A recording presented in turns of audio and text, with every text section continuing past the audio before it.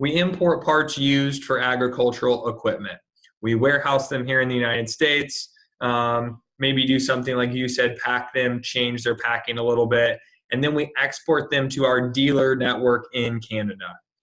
We're the importer of record in the United States, and we're also the non-resident importer in Canada. Is this a fairly clean drawback process? Now, obviously, there's still lots of ins and outs, but simply from we import stuff into the U.S., we're the exporter out of the U.S., and then we are the importer. In my opinion, I would say, yeah, it's pretty cut and dry. But the question was to Mexico, right? No, Canada.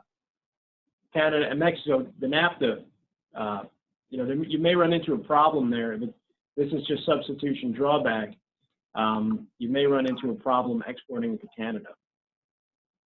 Right, and getting that back. But I think overall, there may be some tweaks inside of NAFTA that either preclude it or just make it a little bit more difficult. But the idea is, if you're the importer, you're the exporter, and then you're the non-resident importer somewhere, for the most part, that lines up very easily for a lot of that documentation flow.